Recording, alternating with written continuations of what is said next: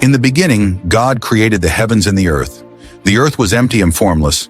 Darkness covered the deep waters, and the Spirit of God was hovering over the surface. Then God said, "Let there be light," and there was light. God saw that the light was good, and he separated the light from the darkness. God called the light day, and the darkness night. Evening passed and morning came, the first day. Then God said, "Let there be a space to separate the waters of the heavens from the waters of the earth." And that is what happened. God made this space and separated the waters above from the waters below. God called the space sky. Evening passed and morning came, the second day. Then God said, "Let the waters beneath the sky flow together into one place, so dry ground may appear." And that is what happened. God called the dry ground land, and the waters seas. And God saw that it was good. Then God said, "Let the land sprout with vegetation, every sort of seed-bearing plant, and trees that grow seed-bearing fruit." And that is what happened. The land produced vegetation of all kinds, and God saw that it was good. Evening passed and morning came, the third day. Then God said, "Let lights appear in the sky to separate the day from night. They will mark seasons, days, and years. Let them shine down on the earth." And that is what happened. God made two great lights, the larger to govern the day and the smaller to govern the night. He also made the stars. God set them in the sky to light the earth and to rule over the day and night. And God saw that it was good. Evening passed and morning came, the fourth day. Then God said, "Let the waters be filled with living creatures, and let birds fly above the earth across the sky." So God created great sea creatures and every living thing that moves in the water and every kind of bird. God saw that it was good. Then God blessed them, saying, "Be fruitful and multiply. Fill the seas and let the birds multiply on the earth." Evening passed and morning came, the fifth day. Then God said, "Let the earth produce every kind of animal, livestock, small animals that scurry along the ground, and wild animals." And that is what happened. God made them all and saw that it was good. Then God said, "Let us make humans in our image, to be like us. They will rule over the fish, birds, livestock, and all the animals on earth." So God created humans in his own image. In the image of God, he created them, male and female. God blessed them and said, "Be fruitful and multiply. Fill the earth and govern it. Rule over the fish in the sea, the birds in the sky, and all the animals." Then God said, "Look, I have given you every seed-bearing plant and tree for food, and I give every green plant as food for all animals and birds." And it was so. Then God looked over all he had made, and it was very good. Evening passed and morning came, the sixth day. So the heavens and the earth and everything in them were finished. On the seventh day, God had completed his work, so he rested. God blessed the seventh day and made it holy, because it was the day he rested from all his creation work. This is the account of the creation of the heavens and the earth. When the Lord God made the earth and heavens, there were no plants or rain, and no one to farm the ground. Instead, springs came up from the earth and watered the land. Then the Lord God formed the man from the dust of the ground. He breathed the breath of life into the man, and he became a living person. Then the Lord planted a garden in Eden in the east and placed the man there. The Lord made all kinds of trees grow, beautiful and with delicious fruit. In the middle of the garden, he placed the tree of life and the tree of the knowledge of good and evil. A river flowed from Eden to water the garden, splitting into 4 branches. The first was the Pishon, flowing through Havilah, where there is gold. The second was the Gihon, flowing through Cush. The third was the Tigris, flowing east of Asher. The fourth was the Euphrates. The Lord placed the man in Eden to care for it. He warned him, "You may eat freely from every tree, except the tree of the knowledge of good and evil. If you eat from it, you will die." Then the Lord said, "It's not good for man to be alone. I will make a helper for him." He formed the animals and birds and brought them to the man to name, but no suitable helper was found. So the Lord caused the man to fall into a deep sleep, took one of his ribs and made a woman. The man said, "At last, this one is bone of my bones and flesh of my flesh. She will be called woman because she was taken from man." This is why a man leaves his parents and is united with his wife, and they become one. They were naked and felt no shame. Now the serpent was more clever than any other wild animal the Lord had made.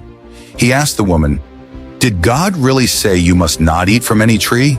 She replied, "We can eat from any tree except that one. God said we must not eat or even touch it or we'll die." The serpent said, "You won't die. God knows your eyes will be opened and you'll be like him, knowing good and evil." The woman saw the fruit looked good and desirable for wisdom, so she took some and ate it.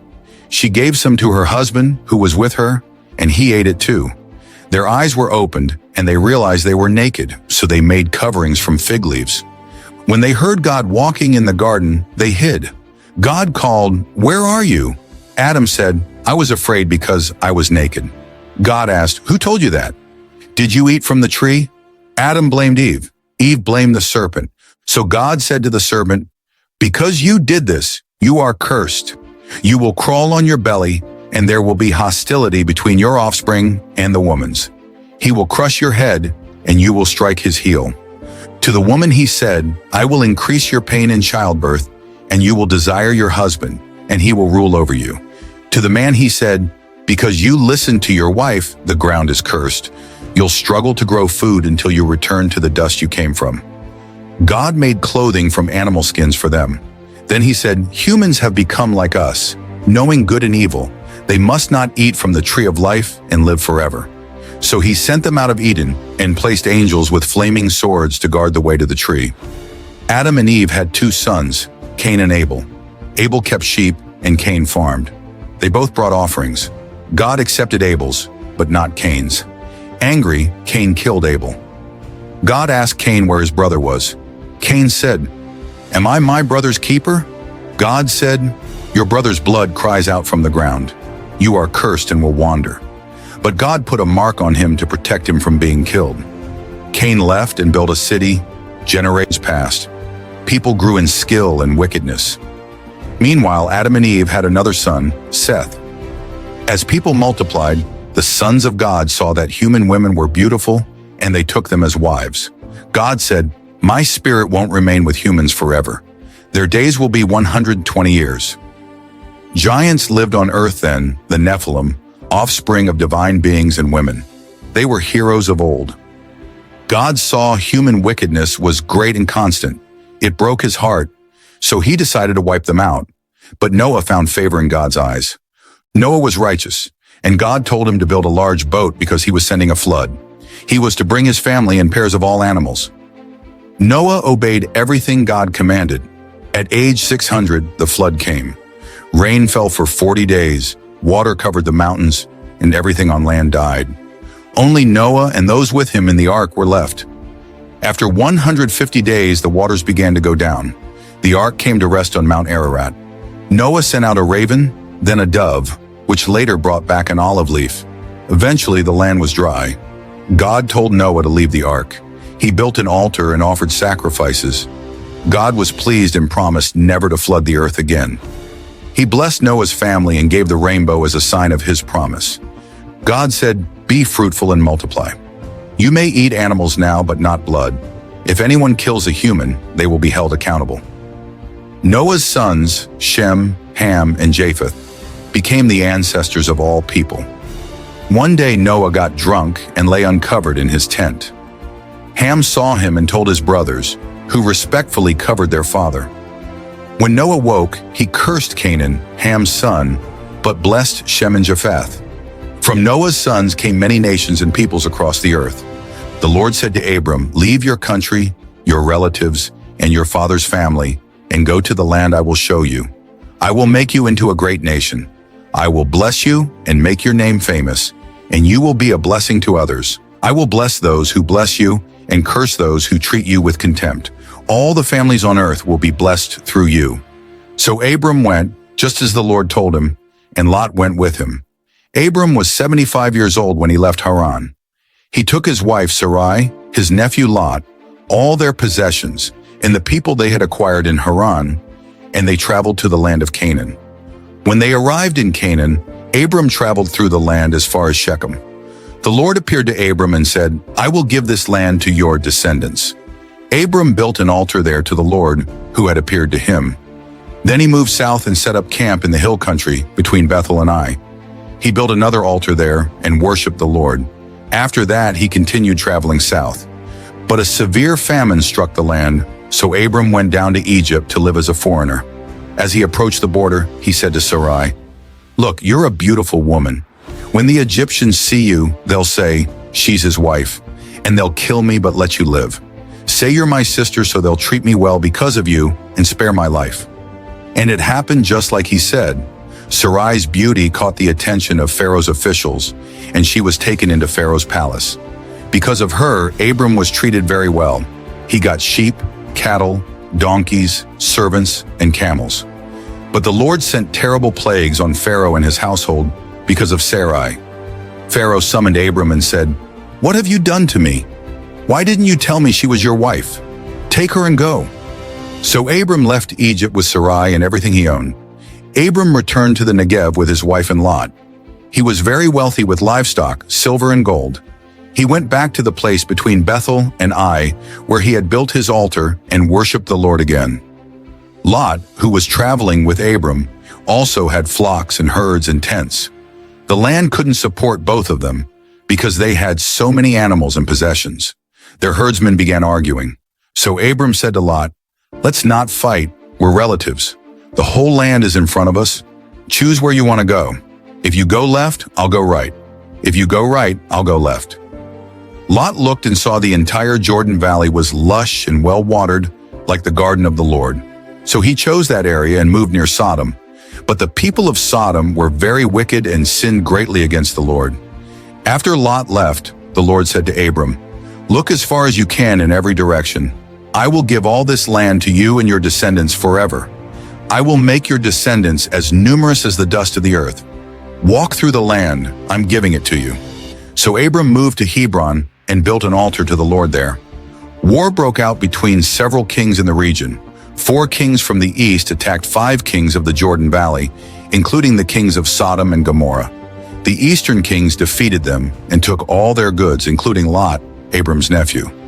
When Abram heard Lot had been taken, he gathered 318 trained men from his household and pursued the enemy as far as Dan. He divided his men, attacked at night, and recovered everything: Lot, his possessions, the women, and the people.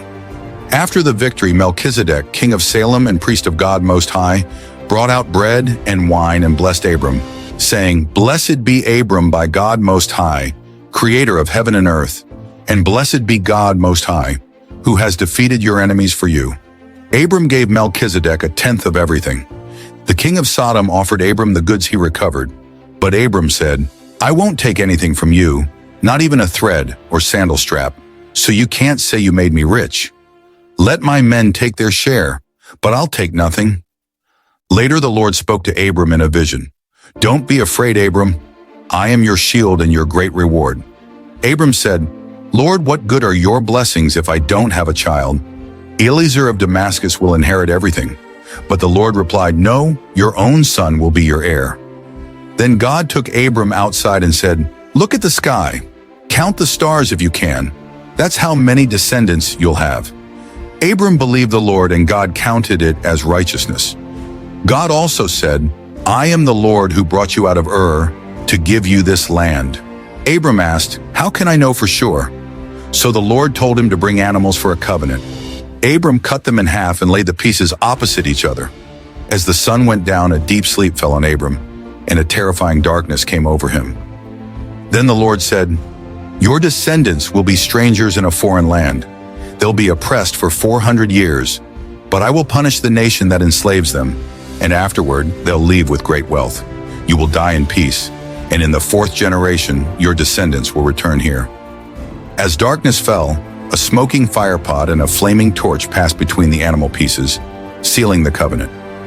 Now Sarai hadn't been able to have children, so she told Abram, "Take my servant Hagar and have a child through her." Abram agreed, and Hagar became pregnant. But once she knew she was pregnant, she began to look down on Sarai. Sarai treated her harshly, so Hagar ran away. The angel of the Lord found her in the desert and said, "Return and submit to Sarai. I will give you many descendants. He also said, you will have a son. Name him Ishmael. He will be wild and free, and his hand will be against everyone. Hagar gave birth to Ishmael when Abram was 86 years old. When Abram was 99, the Lord appeared and said, I am God Almighty. Walk before me faithfully. I will make a covenant with you and give you many descendants. Abram fell face down, and God said, this is my covenant. You will be the father of many nations. I am changing your name to Abraham. I will give you this land and be your God forever. God also said, every male among you must be circumcised. This is the sign of the covenant. Any uncircumcised male will be cut off from my people. He changed Sarai's name to Sarah and said, I will bless her with a son. She will be the mother of nations. Abraham laughed and said, can a 100-year-old man have a child? Can Sarah have a baby at 90? But God said, yes, and you will name him Isaac. I will also bless Ishmael, but my covenant will be with Isaac. Then God left. That very day Abraham obeyed and circumcised himself, Ishmael and every male in his household. One day the Lord appeared to Abraham near his tent. Abraham saw 3 men standing nearby and ran to greet them. He offered them water, food, and rest. While they ate, one of them said, next year Sarah will have a son. Sarah overheard and laughed to herself. She thought, how can I have a baby now that I'm old? But the Lord said, why did Sarah laugh? Is anything too hard for the Lord? Sarah denied laughing, but he said, yes, you did laugh. Then the men got up and looked toward Sodom. The Lord said, should I hide what I'm about to do? Abraham will become a great nation, and I've chosen him to teach his children to do what is right. So the Lord told Abraham, Sodom and Gomorrah's sin is very serious. I'm going to see it for myself. Abraham asked, will you really destroy the righteous with the wicked? What if there are 50 righteous people? The Lord said, I will spare the whole city. Abraham kept asking, 45, 40, 30, 20, 10. And each time, God said he would spare the city for the sake of the righteous. That evening, 2 angels arrived in Sodom, and Lot was sitting at the gate. He invited them to his house. Men of the city surrounded the house and demanded to abuse the visitors. Lot tried to reason with them, even offering his daughters. But the crowd became violent. The angels pulled Lot inside, struck the men with blindness, and told Lot to gather his family and flee. At dawn, the angels urged Lot to hurry. They took his hand and led his family out. One angel said, run for your lives and don't look back. As they fled, the Lord rained down burning sulfur on Sodom and Gomorrah, destroying everything. But Lot's wife looked back and turned into a pillar of salt. Lot fled to a cave with his 2 daughters. Believing no men were left on earth, the daughters got their father drunk and had children by him. The older daughter gave birth to Moab, ancestor of the Moabites, and the younger gave birth to Ben-Ami, ancestor of the Ammonites. Abraham moved to the Negev and lived in Gerar. He again said Sarah was his sister, and King Abimelech took her. But God warned Abimelech in a dream, you are a dead man, for she is married. Abimelech hadn't touched her and said, I did this innocently. God said, return her to Abraham. He's a prophet, and he will pray for you. Abimelech returned Sarah and gave Abraham gifts. He said, choose any land you want. Then he said to Sarah, I'm giving your brother 1,000 pieces of silver as a public declaration of your innocence. Abraham prayed, and God healed Abimelech's household. Genesis 21-30. The Lord kept his promise and did exactly what he said. Sarah became pregnant and gave birth to a son for Abraham in his old age. It happened at the exact time God had said. Abraham named his son Isaac, just as God told him. When Isaac was 8 days old, Abraham circumcised him, obeying God's command. Abraham was 100 years old when Isaac was born. Sarah said, God has brought me laughter, and everyone who hears this will laugh with me. Who would have thought that I'd nurse a baby? But I've given Abraham a son in his old age. As Isaac grew, Abraham prepared a feast for the day he was weaned. But Sarah saw Ishmael, the son of Hagar, the Egyptian servant, mocking Isaac. She told Abraham, get rid of that slave woman and her son. He will not share the inheritance with my son. Abraham was upset because Ishmael was also his son. But God said, don't be distressed. Do whatever Sarah tells you. Isaac is the one through whom your descendants will be counted. But I will also make a nation from Ishmael, because he is your son." Early the next morning, Abraham gave Hagar food and water and sent her and Ishmael away. She wandered in the desert. When the water ran out, she put the boy under a bush and sat nearby, saying, "I can't watch my son die." She began to sob. God heard the boy crying. An angel called to Hagar from heaven, "What's wrong? Don't be afraid. God has heard the boy. Go and comfort him. I will make him into a great nation." Then God opened Hagar's eyes and she saw a well. She gave the boy water. God was with Ishmael as he grew up in the desert. He became an archer and lived in the wilderness of Paran. Hagar got him a wife from Egypt.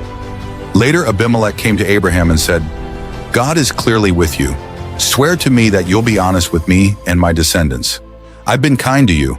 Promise you'll do the same." Abraham agreed and complained about a well Abimelech's men had seized. So they made a covenant. Abraham gave Abimelech sheep and cattle and set aside 7 ewe lambs. Abimelech asked, "Why these lambs?" Abraham replied, "They are proof that I dug this well." So the place was called Beersheba, meaning well of the oath. After the agreement, Abimelech returned to his land, and Abraham planted a tree and called on the name of the Lord. Sometime later, God tested Abraham. He called Abraham, and he answered, "Here I am." God said, "Take your son, your only son Isaac, whom you love, and offer him as a sacrifice on a mountain I will show you." Early the next morning, Abraham took Isaac and 2 servants. After 3 days of travel, he saw the place. He told the servants, "Stay here. Isaac and I will go worship, and then we'll come back." Abraham gave Isaac the wood to carry, while he carried the fire and knife. Isaac asked, "Father, we have the fire and wood, but where is the lamb?" Abraham replied, "God will provide the lamb." When they arrived, Abraham built an altar, arranged the wood, and tied up Isaac. As he raised the knife, the angel of the Lord called, "Abraham, don't hurt the boy. Now I know you fear God. You didn't hold back your son." Abraham looked up and saw a ram caught in a bush. He sacrificed it instead of Isaac. He named the place, "The Lord Will Provide." Then the angel spoke again, "Because you obeyed me, I will bless you. Your descendants will be as countless as the stars and will conquer their enemies. All nations will be blessed through your family." After these things, Abraham heard that his brother Nahor had children, including Bethuel, who became the father of Rebekah. When Sarah was 127 years old, she died in Hebron. Abraham mourned and went to speak to the Hittites. He said, "I need a burial site." They offered him any tomb he wanted. Abraham asked to buy the cave of Machpelah from Ephron. Ephron offered it for free, but Abraham insisted on paying. He paid 400 silver shekels, and Sarah was buried in the cave. Abraham was old, and God had blessed him in every way. He told his chief servant, "Swear to me that you won't find a wife for Isaac among the Canaanites, but go to my homeland and find one from my family." The servant asked, "What if she won't come back?" Abraham said, "God will send his angel ahead of you." The servant took 10 camels and gifts and traveled to Nahor's city. He stopped by a well and prayed, "Lord, let the right woman offer me and my camels water." Before he finished praying, Rebekah came out. She was very beautiful and offered him water, then offered to water all his camels. The servant watched silently. Afterward, he gave her gold jewelry and asked, "Whose daughter are you?" She said, "I'm the daughter of Bethuel, grandson of Nahor." The servant bowed and worshipped the Lord. Rebekah ran home, and her brother Laban invited the servant in. They fed him and the camels, but he said, "I must tell you why I'm here." He told the whole story and asked for Rebekah to marry Isaac. Laban and Bethuel said, "This is from the Lord. Take her." The next morning they blessed Rebekah, and she left with the servant. When they arrived, Isaac was walking in a field. He saw the camels coming. Rebekah saw Isaac and asked, "Who is that man?" When she heard it was Isaac, she covered herself with a veil.